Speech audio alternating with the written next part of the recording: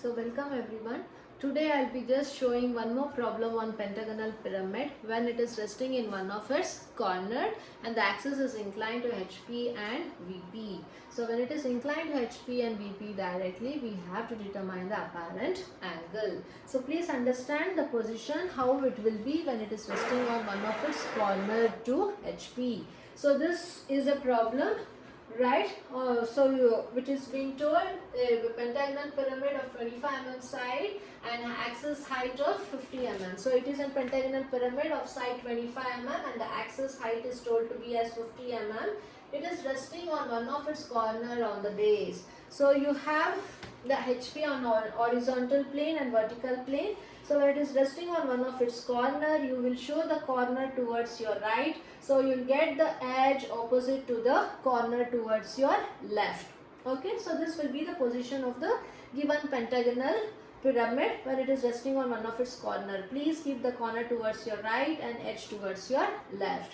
Okay, so in this case, when you view from the top, you will just see the true shape of the pentagonal surface when you view from the top. Along with that, you see the apex at the top, O, and the axis O1 of the bottom. O1 will not be visible, you will put within the bracket, O you will put on the outside the bracket. Similarly, when you view from the front, you will see a triangular surface in our vertical plane. So triangular surface, it will show you the projection, right?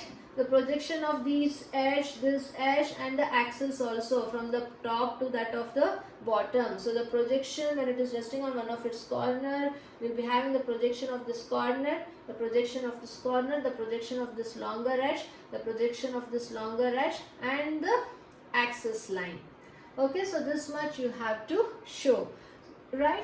So that will be our front view and the top view will show the true shape of the pentagonal base surface resting on one of its corners. So when it is resting on one of its corner, you will show the corner first so that the vertical edge will be, when it is resting on one of its corner, you will be having two corners oppositely. Okay, but when it is resting on one of its corner, you will have the corner here and you will be having a vertical edge opposite to us. Okay, so this will be the true shape of the pentagonal surface. So you will first have a corner towards your right. For that you should be having a vertical edge opposite to it. So the side is 25 mm. So kindly show the side as 25 mm. So from there please take 108 degree from both the side. Measure 25 mm using the compass, cut an arc, measure 25 mm and cut an arc. So from there again you take 120 degree,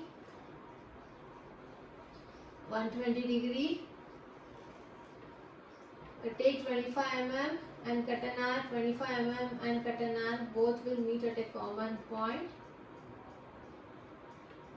Okay. So then from the corner to the midpoint, you please join any of the corner from the corner to the midpoint of other base edge, so you get the center. So this will be our O and O1. So you can name as A, B, C, D and E, right? So then you will take the projection from D, projection from A and B, projection from the center and projection from the other two corners. E and D will be along the same line. Sorry, C and E will be along the same line. This is the center and this is the corner D and AB. So when the observer views from here, B and A will be along the same line. So when the observer views from here, B will be visible and A won't be visible. So when it comes to front view, you will write it as B dash. So before naming it, let us complete it. Okay. So here we have the axis, center line. So what is the axis height? It is 50 mm. So just show an center line pattern. After that use 50 mm with the scale you measure 50 mm, keep one end of the compass here and you just cut an arc. And after cutting the arc, what you do is you will get the apex. Name it as O dash. Right? So all other points we have to join to the apex. So from B to, so you please join from this corner and again from this corner and from this corner. Right? So this is O dash means this is O1 dash. So when you view from here, C will be visible, E won't be visible. So we will write C dash in the bracket as E dash. So when you view from here, D will be visible. So we'll put it as D dash. Okay, so this is how the front view of the pentagonal pyramid looks like when it is resting on one of its corner. So the first stage is over. So the top view will provide the true shape of it. So once this is done, you always assume first the axis to be perpendicular, then the axis will be inclined to HP in the second stage. And it is told here the axis is inclined to HP at 40 degree. So leave some space and take the axis line. It is inclined to 40 degree to HP. So once done, our axis is here. The way the center line you have, that is the axis. From the center line to the corner, you should measure what is the distance using compass. And use the same distance and move on the XY line until it cuts on. Move on the axis line until it cuts the XY line. So it measure from O1 dash to D dash. Move on this 40 degree line until it cuts our XY line. So where it cuts, you just make the reference point. So you please join from the reference point to the arc where it has cut. So this is our distance from O1 dash to D dash. So the remaining part we do need. So you just extend the remaining part. After that you measure from O1 dash to B dash. What is it? Just cut an arc. Okay. So you need one more distance. So from O1 dash to C1 dash. So measure this distance from O1 dash to C1 dash, how much it is, and just cut an arc. So you will get, this is B dash, this is O1 dash, so this is C dash in the bracket E dash, and this last corner is our D dash. And you measure 60 mm. I haven't shown the dimension. Please show the dimension of the axis as 60 mm. Okay, so then you measure 60 mm, come here and cut an arc. So this will be our apex O dash. So once you got, join B dash to O dash. Axis is joined already from C1 dash to O dash and from D1 dash to O dash. So now we have shifted the front view, which was vertical, to an inclined position 40 degree to HP. Then our duty is always as simple. Please take the projections down from the front view. Draw parallel lines.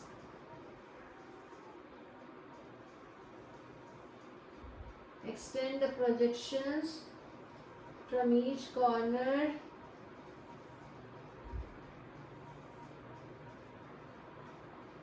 Of the top view also. Then remove the extra lines. Start reading the locus. So the locus of A will, this is the locus of A.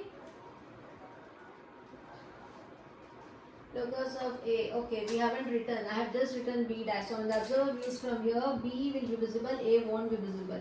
So here we have A dash. So please write it in the bracket here, A dash. So the locus of A is meeting A dash at this point. So this is our A. So locus of B is meeting B dash at this point. So this is our B. So locus of C is meeting C dash at this point. This is our C. So locus of E is meeting E dash at this point. So this is our E. You have E dash here. So locus of D is meeting D dash at this point. So this is our D. Apart from that, we have the center. So center line which is passing here. The locus of O1 is meeting O1 dash here. So this is our O1. And the locus of O is meeting O dash at this point. So this is our O. After we do naming, I told you always the outer boundary will be visible. So kindly join from B to C, C to O, E to O, A to E, A to B, B to C. After this, I told you whenever you have a corner or XY, whenever you have one of the corner of the front view on XY line, the projection passing through that corner will be hidden. So in that case, here you have a projection which is passing through D. D1 is coming here to D. So the projection from D to C will be hidden and projection from D to E will be hidden. So this is a bottom surface. So in the given bottom surface, the two edges will not be visible. Along with that, I told if you have any projection coming through inside the surface. So this is the bottom surface. So projection which is coming through inside the surface will be hidden. So A to O will be hidden. And here you have one more, B to O. That also will be hidden. Along with that, we have an axis line. So here you see that axis line which is passing through this corner. This will be continuous. From D to O will be continuous. Only you can show the axis line from O to D. So you can change this and show the axis line, because it has been overlapped with one of the edges of the pyramid, longer edges of the pyramid, and hence the top view in the second stage will be like this, and this is the second stage front view. Always remember, kindly write x and y axis, VP and HP plane. I am not writing in each problem. So this is done. So what is the last stage? We usually take the inclination of VP. So inclination of VP is at 30 degree. But what it has been inclined to? Please see. The axis of the pyramid is inclined to HP and VP. So HP inclination we have covered. So now the left out part is VP inclination. What has been inclined? The axis is inclined. So whenever the axis is inclined, the true length will be obtained from the first stage, whereas the true length in the second stage you can't get it. It will be always the apparent length. Why? The axis will be inclined to some angle, and as the apparent length what you get in top view will be smaller than that of the true length. In that case, you have to take first 30 degree to VP. So I am taking 30 degree to VP, write it down. So to determine the apparent angle, always we have to take the true length from the first stage of the front view. So please take the true length from the first stage of the front view. First fix some point for apex. Okay, after fixing the apex, you measure 60 mm exactly, and you just cut an arc on this 30 degree line. So once you cut, kindly draw the locus and name this as O1. This point is O. And after this, you come to the second stage. You measure the distance from O to O1, how much it is. Just cut an arc on the locus. So this is the apparent length. And then extend this to our XY line. So this will be our beta angle. So once you got, this is the true length, this is the apparent length. So once you got the apparent length, you extend this line, because we need to construct the entire top view to inclined position. You have O1 to O. So extend this line so that we will be able to draw one of the edge of the base. After extending, you measure from O1 to this distance. What is it? Kindly make a reference point. So from there, you should draw a perpendicular line. So for this apparent angle line, you will be drawing perpendicular line. Once you draw the perpendicular line, you measure from the midpoint to B what is the distance, and you just cut an arc. And again from the midpoint to A what is the distance, and you cut an arc. So this is locus of O1, I will write it here. So cut an arc, so you will get A and you will get B. So now center O1 is got.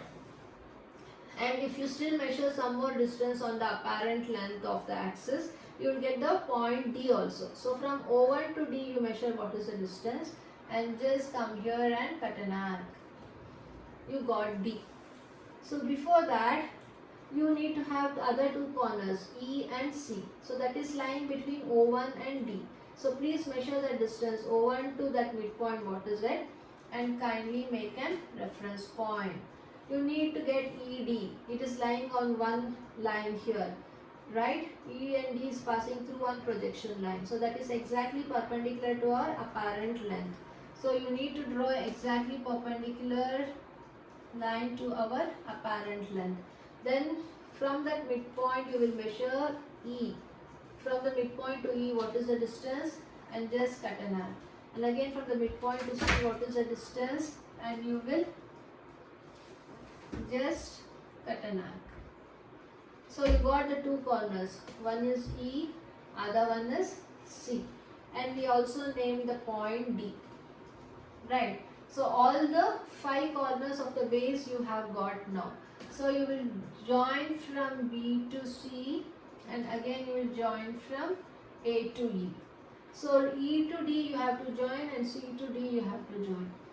So this is hidden. Because that is marked already hidden, I am repeating the same. So once you constructed the bottom surface, then we have to join all the corners to our apex.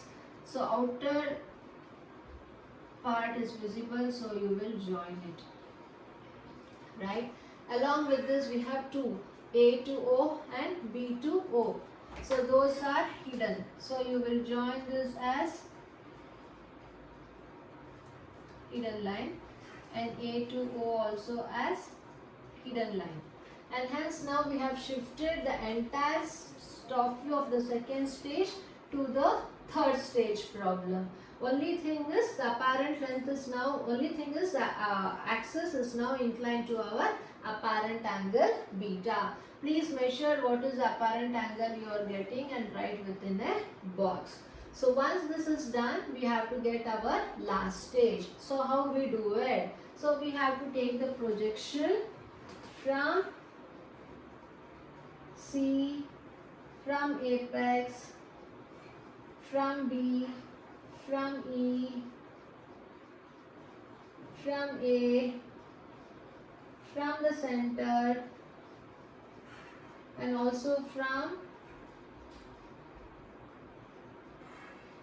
B. So once you take the projections, please see that you draw parallel lines. You will extend the projection from a front view also. O dash, B dash, A dash, O1 dash, C dash and E dash. So after you extend the projection, you see that you will erase the extra lines. So once you erase the extra line, kindly read the locus. So locus of A is meeting A dash at this point. So this is our A dash. And locus of A is over. And locus of E is meeting E dash at this point. So this is our E dash. And locus of B, this is the locus of B. It is meeting B dash at this point. So this is our B dash. Locus of C is meeting C dash at this point, so this is our C dash. Locus of D is meeting D dash at this point, so this is our D dash. Along with that, you have to show the center. Locus of O1 is meeting O1 dash at this point, so this is our O1 dash. And locus of O is meeting O dash at this point, so this is our O dash.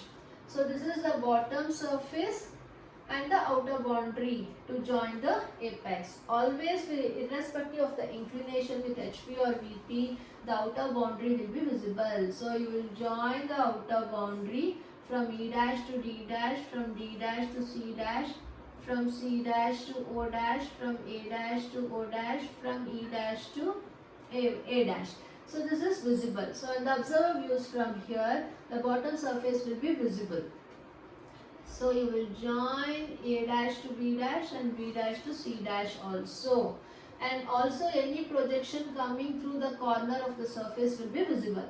So this is one corner we have joined already. So this is the other corner which are joined already. So this is a third which is passing through the corner. So B dash to O dash will be visible. So name it as continuous line. Along with that, we have two more projections which is passing through inside the surface. One is E dash to O dash and D dash to O dash. So we will show that as hidden line. And again D dash to O dash as hidden line. So after that, we have one more axis line which is passing through O1 dash to O dash. So that we have to show as a pattern of axis. So this will be our final stage of the front view and the top view, and the given problem is resting on one of its corner, okay, and its axis is directly inclined to HP at 40 and 30 degree. So whenever it is axis inclination to VP, apparent length and true length will not be the same. We will determine the apparent angle. If it was told the axis appears to be inclined to VP, then we would have not determined the apparent angle. We would have directly shifted the apparent length of the second stage to 30 degree to VP and have constructed the entire problem. Since it is directly inclined, we are determining the beta angle. So this is how you have to solve the problem in pentagonal pyramid. If it is resting on one of its corner and the axis is inclined directly to HP and VP at 40 and 30 degree respectively. Thank you.